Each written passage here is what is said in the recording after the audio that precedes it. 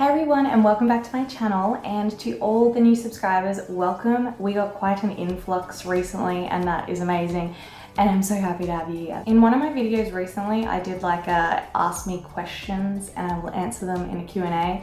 So guess what we're doing today? It is a Q&A. I wanted to have something a little bit more exciting than this for my like 100K video, so I'm still gonna do something, but I just haven't filmed it yet, so we'll get around to it. But this is just going to be a little video prior to that, so I can answer the questions, because I had a few people hit me up telling me that I need to hurry up and do it. So, what's a piercing you wouldn't get for yourself but love on other people? Vertical labret, hands down. Love, love, love. So delicious. It is the best. I think it looks so good on everyone, but it looks terrible on me. Not that I've even had it pierced, but I do not have the lips to house such a piercing. If you have a juicy bottom lip, they look so perfectiona, Leona Lewis, but I just do not have that. So love it on others, hate it on me. How many piercings do you have? I will have to count them for you because I actually have no idea. Here we go. I'm fairly sure it's 18. Could be wrong. There might be a few more in there. I could be just the worst counter in the world, but I'm pretty sure it's 18. There also have been a lot of retired piercings as well. Like, I've gotten rid of so bloody many of them because they've just been the worst time of my life. Sometimes this just happens. Did you have any weird, interesting, or boring jobs before your current career? Well, yes, I bloody did. I've basically hated every other job that I've done. Like most of them, like not all of them, I guess. I like worked in hospitality, like in high school, and I hardly did that, in the sense that like I'd get a job and I'd last for like 2 weeks and I was like, ew, why would I do this? Like, I'm gonna live my life. I'm in high school, do what I want. This is how I live my life. And then after that, I basically like worked in retail for quite a while. I've had so many jobs, don't look at me. And then I've also worked as a receptionist a bunch as well. What piercings are your least favorite ones aesthetically? I think I would have to say eyebrows. I just don't dig an eyebrow piercing. Like, some people can really rock it and make it work and make it look so sick. And in that case, I don't hate them, but majority of the time, I really don't like eyebrow piercings. So like early 2000s. They're pretty fun to pierce, don't get me wrong. So that's not my least favorite to do, but just not about it. I just think they had their time and they are done now. And if you have one, I'm so glad you're doing that. What's your favorite piercing to do? I think I may have answered this one before, but I love doing vertical traguses. They are just a beautiful piercing to do. There's just something about it. It just slides on through like butter, and just like the aftermath of having done the piercing, it just like always looks beautiful. It's just such a bloody beautiful piercing. I just love it. And also your least favorite piercing. Least favorite piercing to do, and that is like a helix, because you just do so many of them. How did it go the first time you ever pierced someone? So the first time that I pierced someone was actually just another piercer that was training me. This is something that definitely happens a lot in the piercing world, just because you do need people to practice on, obviously. I don't really want to count the first one because it was just on like someone I was working with and I'd like gotten to know them, sort of thing. So I wasn't that scared doing it on them, just because like they made me feel comfortable, and I'd, you know, watched them do so bloody many at this point that it was like I felt confident doing it. The first time I pierced like an actual client, that was definitely a terrifying experience. I did a helix. I mean, I was definitely shaking. Like,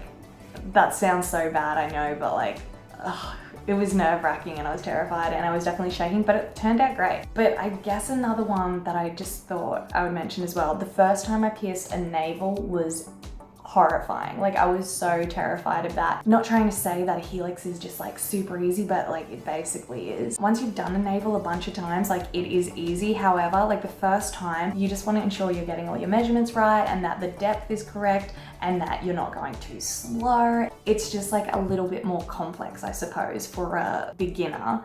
And that was really scary. Getting those clamps in the perfect position, I remember that was definitely difficult for me. There was a lot of parts of that I was like freaking out, but I composed it. Like, I just acted like Everything was fine. And the client, I think, had no idea. Like, obviously they knew I was training, like, because I had to tell them and they had to be aware and okay with that. However, I just like kept it real cool. So I think I made them feel comfortable, I hope. The craziest piercing someone has asked you for. That would probably be like, not necessarily because of the type of piercing, just what the piercing was asked to be on.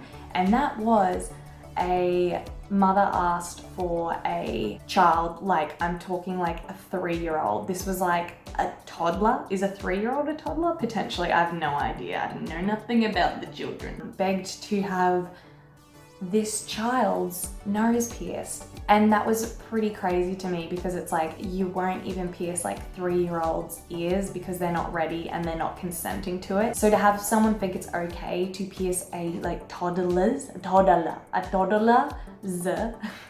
nose was the craziest thing that anyone has ever asked for. I was like, what makes you think this is okay? And then they couldn't really comprehend the fact that we're like, no, we can't do this. And it actually turned into a big old thing. What's the worst piercing to get done? That one really is like personal perception of how people experience their pain. However, a lot of people do hate nipple piercings. They are a killer. It's just such a sensitive area and it's also quite a thick area too. And you're also getting pierced with 14 gauge and that is going right on through your nipple. And from my own experience, that has always been my worst piercing to experience too. Hate it. They look great, but they feel awful. Opinion on piercers denying piercings for their own perceptions of your anatomy and not that your anatomy isn't suitable for that piercing. Example, a piercer refused to do my nipples because he personally didn't like how my areola looked. Wow, so sorry that happened. That's the most ridiculous thing I've ever heard. The fact that he didn't like the way your areola looked, which makes no sense because you don't pierce through the areola, so what the hell are you talking about, idiot? I mean, we definitely can get quite like strict when it comes to your anatomy and whether it's going to work or not, because if it isn't going to work, things are going to go wrong and then it comes back on us. And also we don't want you to have to go through that experience of basically scarring yourself for no reason when it's not going to work. Like you're just going to have complications or the piercing's going to migrate and reject. The only way that I can think of like time that I've heard of this happening is with inexperienced piercers saying they can't do it because they either can't be bothered to put in the time and effort it would take to get that piercing right. But yeah, this sounds like a completely different situation to the ones that I can think of is when piercers might be nervous or they don't know how to do it. So they're just like, oh no, it won't work with your body. That is definitely a thing. None of these reasons are like valid. Steer clear of whoever the hell did that. I'm sure you did because they denied it anyway, which is, yeah, super unfortunate. What products do you recommend using for aftercare? Please be specific. Sorry, it's really hard to be specific because so many of us use different aftercare. Like it's based around the same premise. The standard for aftercare, basically, that you can find anywhere in the world, I hope you should be able to, is a sterile saline solution. And I'm not talking make your own saline. I can't deal with that. Like making your own saline isn't sanitary, and that's something that most people don't understand. Like everyone's just like, I'll just make up my own. No, don't bloody do that. Also, anything you buy as well isn't gonna be sterile. Like the cup you mix it in, nothing you're using is sterile, so it's not properly cleaning your piercings. So that's probably the best, most specific advice I can give you. Most of the time you can get a sterile saline solution in an aerosol can. Sometimes they might come in a pump as well, but the aerosols are like, they're the ones you want to go for because it's like, nothing can get inside that bottle. And you can generally just get these saline solutions from any like chemist, pharmacy, that kind of jazz. And it should also be sold at your piercing studio. Where do you get proper piercing needles? Well, I'm definitely not going to tell you that. What I'm trying to get at with that question is you should not be buying them. Basically, they're from a wholesaler, which is basically where everything for a piercing studio comes from. So you cannot have them. Do you believe in magic? Of course. I have a fairy and a fairy garden tattooed on me and I love them. So if that doesn't give you an answer, then I don't know what will. We've got a bunch of questions here. What is your best advice to those considering a career in body modification? That's a great question, and I think there's a lot of different answers to that because obviously every path that you take in body modification is very different. So I can only really tell you like the piercing path, but I think the best thing you can do is if you really want to do it, like go out there, get an apprenticeship, make it happen, apply over and over and over again if you have to. Like if you're not hearing back, just keep applying. Apply to a few different places. Go and get pierced by your favorite piercer. Ask them if they have any openings for apprenticeships at their studio. Getting to know your piercer is a great way of having a foot in the door sort of thing. Otherwise it's literally just like apply your little damn heart out and hope for the best. It can definitely be hard to get into, but once you're in basically, as long as like you're good. You still have to prove yourself though. Yeah, get to know some people, do your networking, you know, just like you would any industry. What is one piercing that you love but for one reason or another can't have? I have experienced rejection and migration, so surface piercings are off the table for me. Oh, I hear ya. Surface piercings are completely off the table for me as well. I've had quite a few and every single one of them reject, like straight up. But getting super specific with it, I suppose angel bites, oh, it's all I want in life. I love them so much. However, it literally comes down to the fact that I don't want more scars on my upper lip. And I also think I would get sick of them and get rid of them. So yeah, that's kind of it. Have you ever had to deal with a PSE fainting? Yeah, fainting is a thing that does happen, and it's not like it's a bad thing or anything like that. Like you literally can't do anything about it. If a person's going to faint, they're going to faint. It's not like we're bleeding them dry and that's why they're fainting.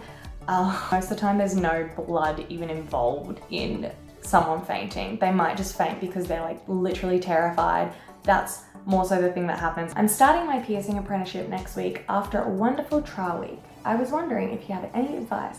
That is amazing. Good luck, and I hope you're going well because I know this is probably a few weeks in at this point. I think the best advice I can give is seriously just take on absolutely everything that the person training you or mentoring you, just take on everything they are saying and doing. Really pay attention to it and take it all in. I found when I started in training, I was really interested in piercings and body modifications then anyway, and I'd had quite a lot prior to even applying for the job. However, once I started learning like all the other little bits and pieces that you don't know until you're like on the job. I would also spend a lot of time outside work just doing my research and, you know, questioning things and looking things up and that sort of thing. And then I would come back to my mentor and I would basically just ask them all these questions, like anything that I was curious about or that I had found or that I might have found that the information was like misinformed or whatever it was.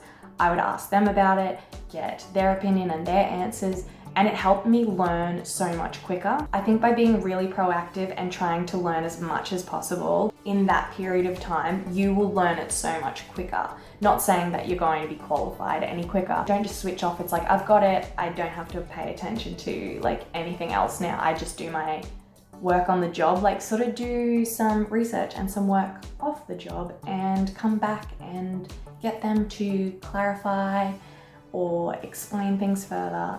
Yeah. Thank you so much for watching this video. It has been a long time coming and I'm glad you guys asked me all those questions. I loved them so much. I'm sure we'll do another one in the future. If you enjoyed it, please don't forget to give this video a like down below and subscribe if you're new here. And I'll be back very soon. Bye.